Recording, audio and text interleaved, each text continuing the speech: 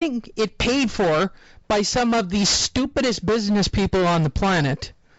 And my only assumption is that this consortium of people with money have to be somebody like Warren Buffett who don't give a crap losing $400 million because he's pissing it away. This card on Friday night with Khan Algeri, the main event alone cost $2 million. Khan got $1.5 million, and Algeri took home $500,000. Now they own the sponsorship, but they pay for the TV time. You got the gate. Where are they making back the money? Hey Lee, they've never. There's no way they sold $2 million in commercial time for that crap. Have any of you guys ever seen them release the numbers on what they're making on the gate? I don't know, but at least that Khan Algeri fight was pretty packed. I'm going to say it again because I want to roll this back at some point and go, the FBI has already got to be starting a case. They have to be. This is some kind of money laundering or tax evasion scam. Allegedly. By the way, I don't want to get in trouble and get sued by Al Heyman for outing him so early. But to be brutally honest, it's a they're scamming. This is like a scam. Luis Collazo versus Keith Thurman. That's a scam. That's Aaron Martinez versus Robert Guerrero. It's a scam. Versus Rodriguez. Why should I be excited about Guerrero? Okay, let's go to the next one. Right. Why should I be excited about Saturday? Why should I give up Saturday afternoon? I would rather watch a rerun of Pawn Stars than I would Robert Guerrero. No, I would say Street Outlaws. That's a cool show. All right, so would you watch Street Outlaws over Guerrero on Saturday? Oh, dude, Guerrero's my boy. Yes. Nah, I wouldn't watch that. Yeah, he's fighting. Aaron Martinez is 19-3-1-4. I hope you win, Guerrero. That's disrespectful to Guerrero, in my opinion. I know it's not because he's making $1 million and he loves himself, but to me, where Robert Guerrero is in his career, this is that kind of. This is a different Robert Guerrero than the one we all knew. Yep. This is a Robert Guerrero who's getting paid. Hey, he bought in. I can get in shape and fight for PBC, right? Dude, I'm convinced that with a little marketing. No, well, it's funny that you say that. Okay, I was recently asked by a fighter to discuss really marketing and help him, and somebody who can fight, right? We're talking about Billy. And I said, well, Billy, it's really not hard. I mean, any fighter could run the same formula. So I sat down and created the formula that I see that everybody else that they're using works. And I know the secret. I know the secret of making someone get paid $1 million and getting a championship fight. And no one's going to believe it when I say it right now. And for those that don't know, that's my background. I'm a marketing guy. So I examined literally people like Paulie Malignaggi, Adrian Broner, Keith Thurman, Luis Collazo, Ricky Hatton, Miguel Cotto. I examined all their careers. Here's the first thing you need. Everybody get out a pen and a piece of paper, and I'm going to teach you, if you're a boxer right now, this is, what did we used to call that segment? Tips for Boxers by Lee Honish? Okay. So you don't have to ask your manager and get in trouble, right? This is like, don't do drugs, don't shoot someone. First thing is, you need a fan base. No secret to it. You need a fan base. If you have a solid fan base, through social media, whatever, write in, I don't care how you get it. But if you've got some kind of fan base, and it doesn't have to be big, couple thousand, you are now a marketable item. Now, let's apply that. Kell Brooks only has a few people in England. Amir Khan has a larger fan base. You can look at these from a marketing standpoint, right? That's how you can see how these things work. Outside of Brooklyn, does anybody cheer for Zab Judah? Outside of Brooklyn, does anybody, cheer for, somebody like Luis Collazo, right? Well, that means we have to have the fight in Brooklyn, so we'll at least sell out Brooklyn, which will at least make HBO or one of the advertisers like it because it'll be a full building. Now we got to put somebody in the ring for them to fight. Now all you have to do is roll your finger through the Rolodex and find somebody who's 14-5 to fight them. Now, if you're feeding them to somebody, that's a different story. And that's how this game plays out. That's literally how this entire boxing... I've obsessed over this for 2 weeks. because somebody asked me to do it, and I need to find the solution. So I literally examined what makes an average fighter get paid. How did Donald Curry get paid? How did Maurice Blocker get paid? Vernon Forrest, there's a good name, since I'm looking at IBF champions. Vernon Forrest, okay? R.I.P. dog. How did he get to the elite level at the IBF? Right? So I examined all these different fighters, the ones that are current, what seems to intrigue Al Haymon, why is he making the fights that he fights. The only conclusion I've come up with about Al Haymon is, and I'll say it again, allegedly, this is either going to wash out as a money laundering scheme for drug lords, allegedly, or it is a tax dodge for a very large consortium of money, probably. I'll take a wild guess and say that this is either, and I'm not going to be surprised to find out that it's, Blackstone. It's going to be a big hitter. We're talking trillions of dollars, because you're just burning through $400 million like it's nothing. They took out of a pot of $40 billion off CBS. It was $40 billion pot that the sports has, and they let Al Haymon and another investor take $425 million. Well, we'll know at the end of the year. He's got to file real taxes, and he'll do an extension. So his goal is to burn through $400 million in a year. Then he's got to file, and we're going to see all the losses and what he paid out to all the fighters. You don't have, as a corporation, you don't have to release anything for about a year and a half. What I'm interested in is seeing what Al Haymon's cut is with the fighters. He's going to wind up skimming. Oh, wait, I'm going to say this again. Allegedly, I am not going to be surprised to find out that Al Haymon was skimming and stealing money. Yeah, more off the top, yeah.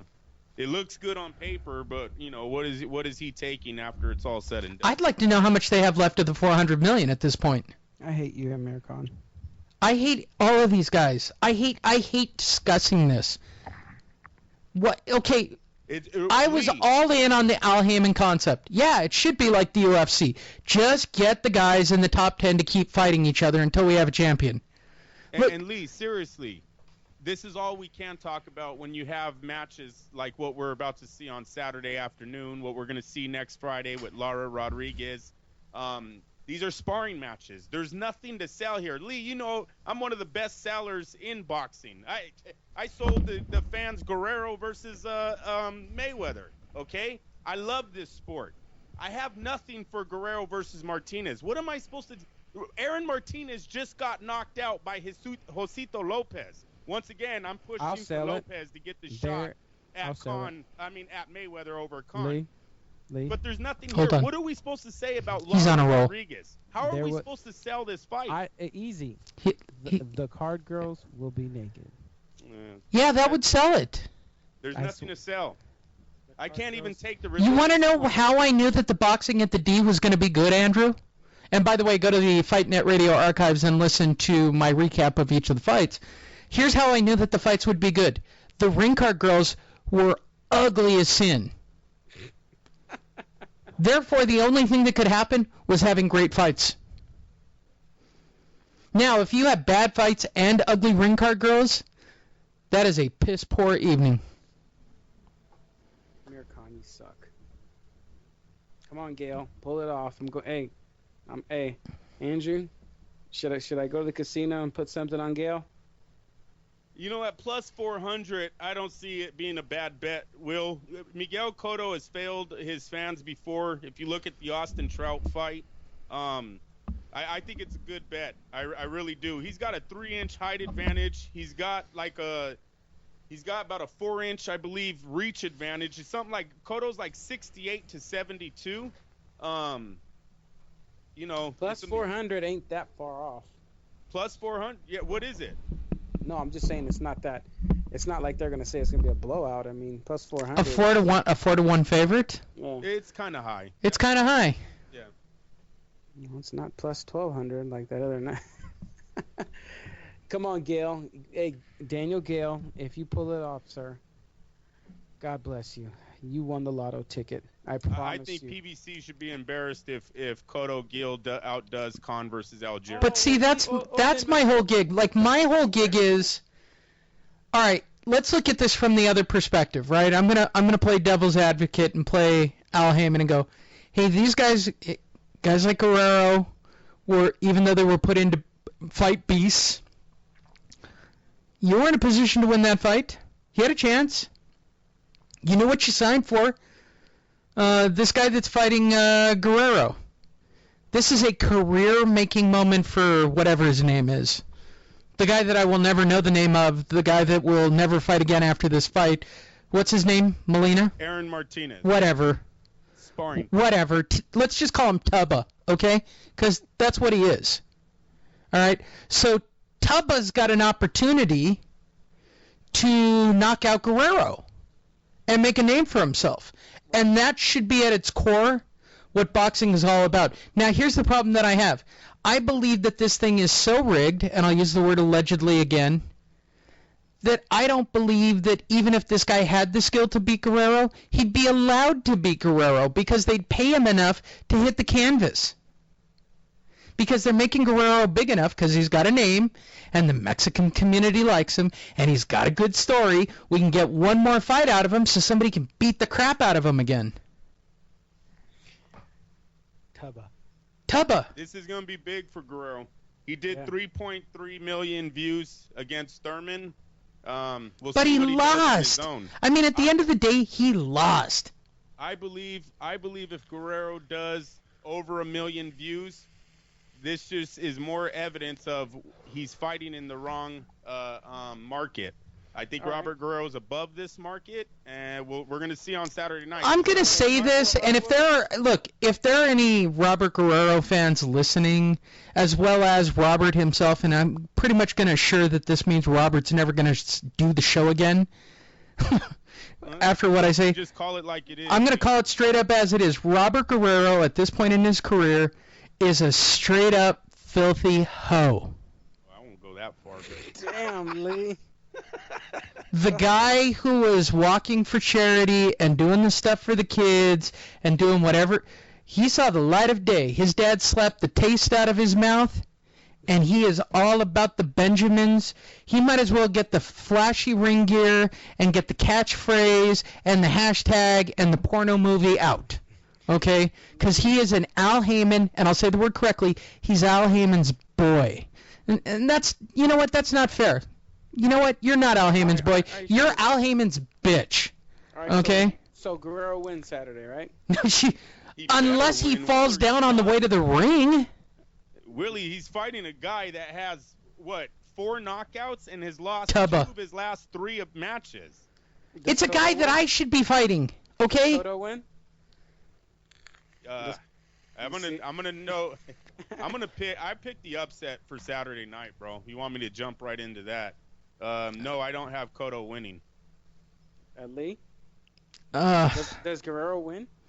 No, I think HBO pays Gil to hit the canvas. Does Collazo win? We've seen Keith. Collazo fighting?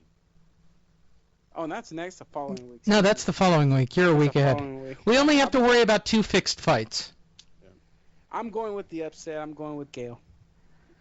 And I'm going I'm going. I tell you, he's going to take the most suspicious-looking dive you've ever seen in your entire life. I'm calling it right now. I'm going with the upset. I think Guerrero's going to lose. Oh no, Guerrero wins in a 12-round fight. He's going to lose. Hey, Willie, dude, he has 4 knockouts, bro. Would you be surprised? No. Okay. No. If Guerrero lost to a guy with 4 knockouts in 19 fights, yeah, I would. Guerrero's above this. Here's the reason. The only reason No. Is a legit opponent. Guerrero is probably not even. All right, let's say that Guerrero gets a phantom kidney shot. All right, goes down the canvas, he's hitting the ground. Will everybody officially go boxing is fixed? No. Because I don't have to look at the stats. I guarantee Tubba, what's his name again, Andrew? I don't want to disrespect. Martinez. Yeah, Tubba. Tubba has got to be a 10-to-1 dog minimum. Right. Hey, look, listen. Minimum. The only fixed fight ever was when Bernard Hopkins beat Felix Trinidad. Oh, gee, you stop. That was fixed. I know it was. I know you took the. Unlike the last 4 Oscar De La Hoya fights.